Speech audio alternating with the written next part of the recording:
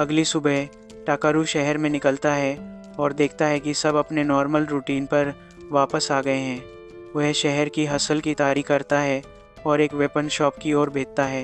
B यह जानने को क्यूरियस है कि वह क्या खरीदना चाहता है। शॉप ओनर रिबल टाकारू का पोलाइटली स्वागत करती है। वह गैदरर सीजर्स के बारे में पूछता है पर वह मना कर देती है। टाकारू की स्किल्स में इंटरेस्टेड होकर रिबल उसे कस्टम सीजर्स बनाकर देने का ऑफ़र करती है। वह बताती है कि उसका बॉस ग्रालास एक ग्रेट ब्लैकस्मिथ है पर वह अच्छे पेमेंट के लिए काम करेगा। टाकारू उससे मिलना चाहता है तो रिबल उसे अंदर ले जाती है। वहाँ टाकारू बहुत से ब्लैकस्मिथ्स को स्वॉर्ड्स पर हैमरिंग करते देखता है। रिबल फिर उसे अपने बॉस के कमरे में ले जाती है। ग्रालास जो एक ड्वार्फ है टाकारू को देखकर इंटरेस्टेड हो जाता है जब रिबल बताती है कि वह फेमस गैदरर है।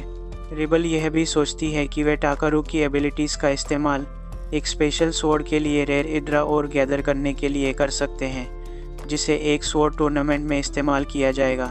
ग्रालास खतरनाक रूही माइन में टाकारू को माइनिंग के लिए भेजने से मना कर देता है क्योंकि वहाँ डेंजरस डीमंस हैं। टाकारू डीमंस का नाम सुनकर क्यूरियस हो जाता है।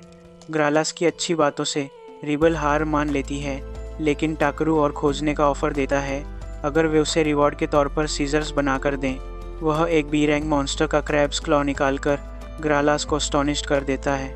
टाकारू कहता है कि वह आसानी से माइंस एक्सप्लोर कर सकता है। बाद में टाकारू और बी एक कैरेज से माइंस की ओर जाते हैं। टाकारू वहाँ एक हॉर्स स्टेबल देखता है और अपना हॉर्स लेने की सोचता है। तभी उसे एक फेमिलियर वॉइस सुनाई देती है। यह वही एल्फ लड़की है जिससे वह फॉरेस्ट में मिला था। वह हॉर्स डीलर से आर्ग्यू कर रही है कि वह जो जायंट बॉल ऑफ फेदर्स बेच रहा है वह असल में एक क्रो है, हॉर्स नहीं। डीलर एक्सप्लेन करता है कि उनके स्टेबल्स में किसी भी राइडेबल एनिमल को हॉर्स मानते हैं। एल्फ शांत हो जाती है और डीलर बताता है कि वह प्योर हॉर्स ड्वार्फ किंगडम के पास पा सकती है। टाकारू देखता है कि वह एल्फ भी उसी डायरेक्शन में जा रही है। फॉरेस्ट में टाकारू बहुत सारा मून नाइट ग्रास गैदर करता है। अचानक वह एक तेम रम्बलिंग साउंड सुनता है और एल्फ लड़की को फिर से एक पेड़ के पास भूखी पाता है। टाकारू उसे फूड देता है। जब वह खड़ी होती है तो टाकारू को उसकी नेचुरल मस्क गंध आती है जिससे वह डिस्गस्टेड हो जाता है और जल्दी से उसे सैनिटाइज करने के लिए एक क्लीन स्पेल का उपयोग करता है। एल्फ लड़की अपना नाम वेल ब्रोलाइट बताती है पर टाकारू उसे सिर्फ ब्रोलाइट कहता है।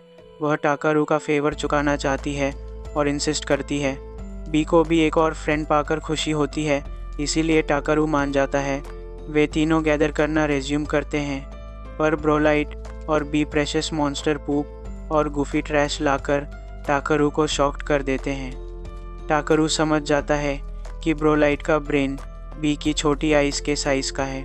शाम होने पर ब्रोलाइट एक बॉनफायर बनाने की सोचती है ताकि दूसरे एडवेंचरर्स को पता चले कि यहाँ कैंप करना सेफ़ है।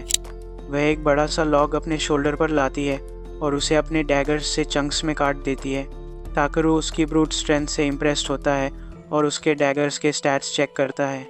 वह शॉक्ड होता है कि वे रैंक्ड आर्टिफैक्ट्स हैं जिससे पता चलता है कि ब्रोलाइट एक नोबल एल्फ ब्लड लाइन से है। टाकारू उनके लिए डिलीशियस मील बनाता है। ब्रोलाइट उसे खाकर कॉम्प्लीमेंट करती है। वह टाकारू से माइंस के बारे में पूछती है। वह बताती है कि वह अपनी छोटी बहन लुडाकारा के लिए एक ब्यूटीफुल वाइट पेगासस ढूंढ रही है। ब्रोलाइट फ्री में खाना खाने के पेमेंट के रूप में टाकारू की बॉडीगार्ड बनने का ऑफ़र स्वीकार कर लेती है, यह सोचकर कि यह उनकी फेट है। पर टाकारू को 30 मिनट बाद ही रिग्रेट होता है जब वह बी के साथ एक जैक हैमर से भी ज़्यादा जोर से स्नोर करने लगती है।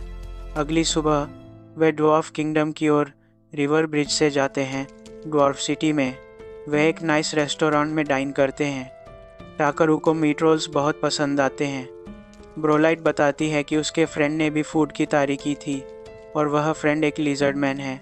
टाकारू को क्ले की याद आती है और ब्रोलाइट बताती है कि उसका फ्रेंड स्टाल्फास एम्पायर द्वारा होली ड्रैगन नाइट के टाइटल से अवॉर्डेड है।